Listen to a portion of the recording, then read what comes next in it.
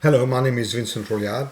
I made this video to give you a preview of the kind of issues and content we'll be tackling during the two-day course on packaging and distribution dynamics due to take place at Virginia Tech University in the US in June this year. This course is essentially an engineering course, and it tackles the fundamental engineering and mathematical principles and concepts that we often use when we want to measure, analyze, and simulate the dynamic events that occur during distribution and transport. These dynamic events are mostly vibrations and shocks which generate forces that can cause products to damage during distribution.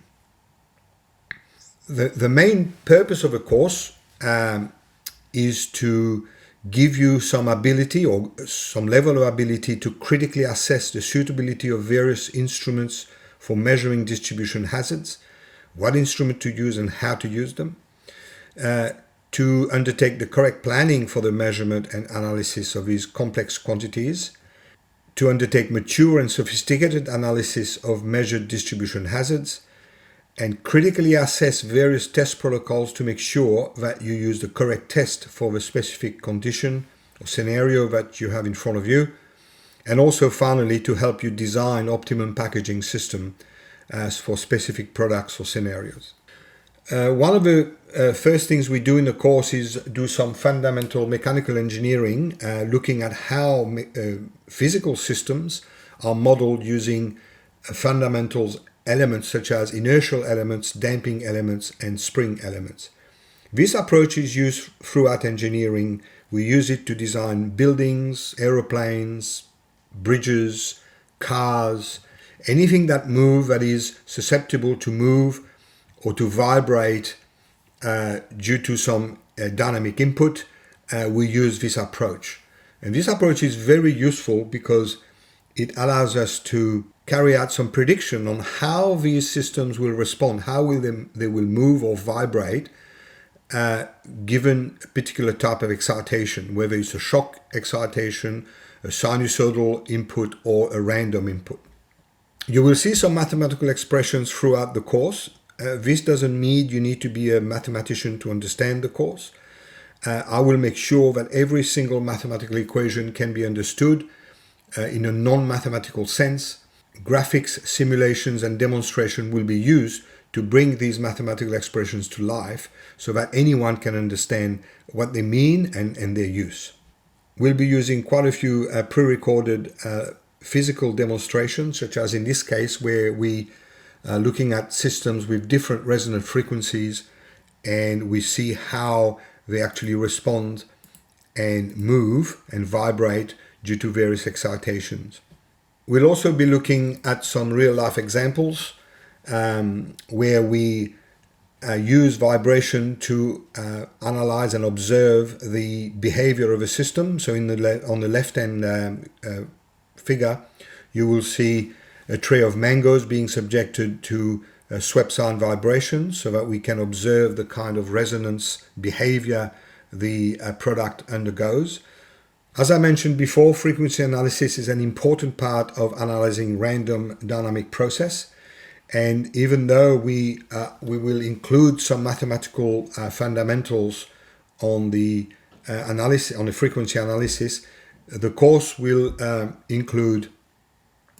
Throughout the course, we'll be using some real-life pre-recorded signals to analyze. We'll also tackle some fundamental engineering concepts, in this case measurement concepts. We'll be looking at all kinds of parameters such as sensor range, sensor resolution, sensor dynamic range. We'll also be looking at various parameters commonly used to describe dynamic signals, such as the decibel scale. We'll go in depth into how the decibel scale is calculated, where it comes from, why we use it, and why, for instance, oftentimes power spectral density functions are presented on logarithmic scales. All these are very, very important concepts to give you the confidence to analyze data and question whether data is correct. We'll also be looking at things like sensor frequency response, which is a very important parameter. We'll be looking at the behavior of analog to digital converters, the number of bits used to convert the data, and things like the resolution of converters. Frequency filters are an important element of measurement and analysis, and we'll be spending some time looking at the application and the behavior of various frequency filters and how they can potentially distort the data and lose information that may or may not be important. We'll be looking at data recording schemes. In many cases, vibration exists for many, many hours, and it's not practical to measure everything all the time. So some kind of a recording scheme needs to be applied, and we'll be doing some practical exercises to see how these different schemes have an effect on the results. We'll also be doing some hands-on exercises using an accelerometer, which I will have with me in the course, or different types of accelerometers, looking at maneuvering motion, acceleration, and looking how we should apply different types of filters to reject information that is not wanted and only retain relevant information to what we are investigating. We'll be touching on the practical consideration when calculating the frequency spectrum of signals, and we'll have a number of hands-on live demonstrations using real signals. We'll be also taking a deep dive into trying to understand what causes vehicles to vibrate, whether be it road vehicles, air vehicles, trains and ships, and getting into a bit of engineering. You don't have to be fully conversant with the mathematical principles here, but understanding how this vibration occurs, what causes a vibration, what should it look like, and a very important concept such as the vehicle frequency response function, the spectral characteristics of road elevations, understanding resonances, and for instance why a vehicle which has air ride suspension generally generates lower vibrations than a vehicle with normal conventional suspension. This is a statement that is true, but what I would like you to understand is why it's true, and explain it to yourselves and anybody else. Invariably, because the random vibrations or even the transients are random, there is no alternative to employ statistical methods to analyze the data. So we'll be going back to school for a little bit to learn some fundamental of statistics. I will not pretend I will make it exciting, but I will do my best to make it relevant and useful.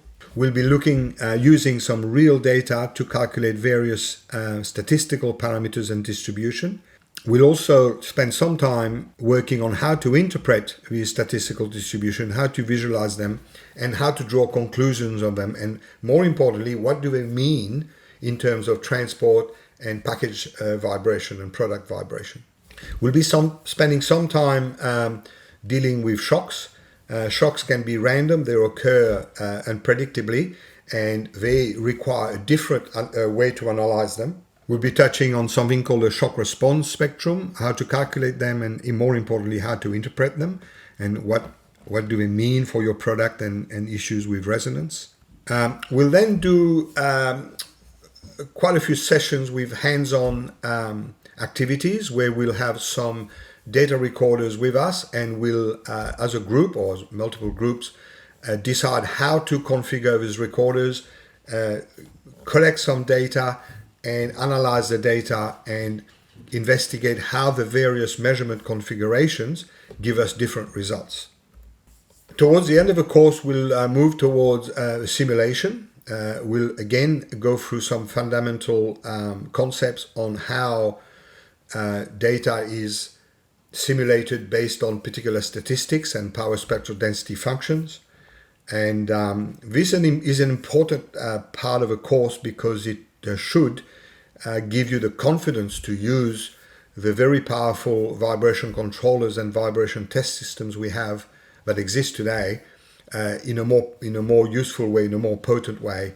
Far too many times I've visited labs around the world where the vibration controllers or vibration test systems are being used in factory settings, and people haven't got the confidence to change it, to question the system. Why is the spectrum that way? Why is the RMS level that way?